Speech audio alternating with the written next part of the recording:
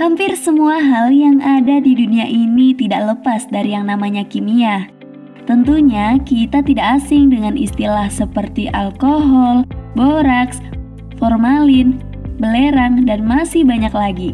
Semua itu masih ada kaitannya dengan kimia loh.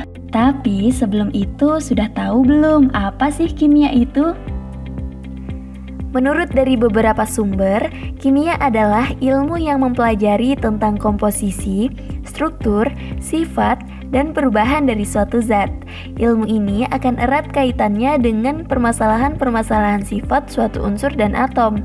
Bagaimana pembentukan suatu senyawa, bagaimana atom berikatan satu dengan yang lainnya, apa kegunaan dari suatu material, dan bagaimana reaksi dapat dimanfaatkan dalam kehidupan manusia. Kata kimia berasal dari bahasa Arab alkimia yang berarti perubahan materi.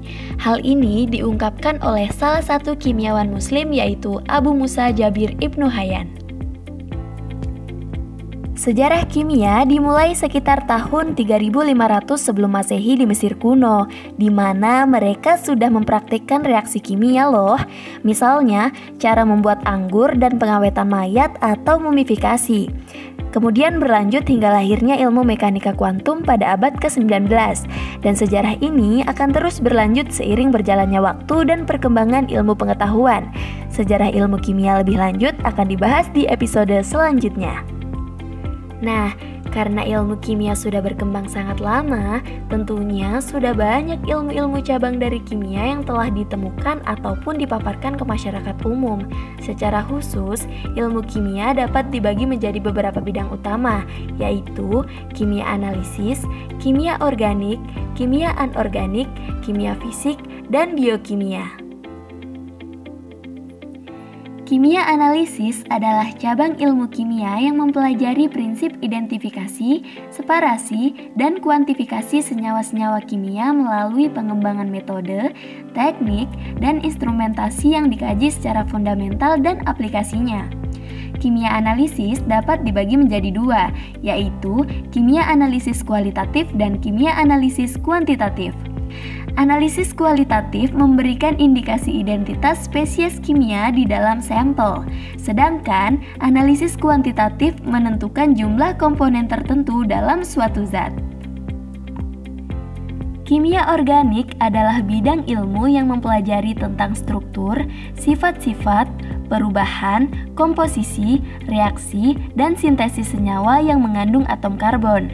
Pada perkembangannya, kimia organik tidak hanya mempelajari senyawa hidrokarbon loh, tetapi juga senyawa yang mengandung unsur lain seperti hidrogen, nitrogen, oksigen, halogen, fosfor, silikon, dan sulfur. Kimia anorganik adalah cabang kimia yang mempelajari sifat dan reaksi senyawa anorganik. Ini mencakup semua senyawa kimia kecuali yang berupa rantai dan cincin atom-atom karbon atau yang disebut sebagai senyawa organik. Kimia anorganik memiliki beberapa topik yang dipelajari, antara lain kimia material, kimia nuklir atau kimia inti, kimia koordinasi, dan kimia anorganik logam.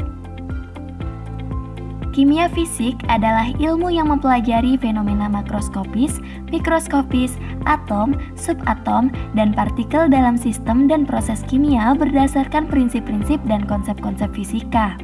Beberapa materi yang dipelajari pada bidang ini antara lain elektrokimia, kesetimbangan kimia, mekanika kuantum, dan termodinamika atau termokimia. Biokimia adalah bidang ilmu yang mempelajari macam-macam molekul yang ada di dalam sel makhluk hidup dan organisme, serta reaksi-reaksi kimia yang terjadi di antara molekul-molekul tersebut. Biokimia adalah salah satu ilmu yang merupakan hasil tumpang tindih antara ilmu kimia dan ilmu biologi loh.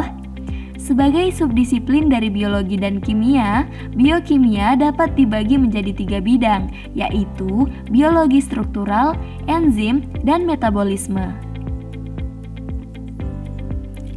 Seiring berjalannya waktu, sudah banyak loh penemuan yang telah mengubah dan membantu kehidupan manusia di berbagai bidang. Di bidang medis contohnya, terdapat zat yang diyakini bisa mengobati kecanduan rokok maupun alkohol, yaitu CP60192, dan PF4575180. Lalu, pada bidang pertanian ditemukan proses Haber-Bosch yang digunakan untuk memproduksi amonia dengan skala besar. Dan masih banyak lagi penemuan di bidang kimia lainnya yang tidak dapat dijelaskan satu persatu. Tanpa sadar, kita telah banyak sekali melibatkan kimia di kehidupan sehari-hari. Mulai dari hal yang paling kecil hingga hal yang paling besar tidak lepas dari yang namanya kimia. Sekian info kimia kali ini dan sampai jumpa di episode selanjutnya.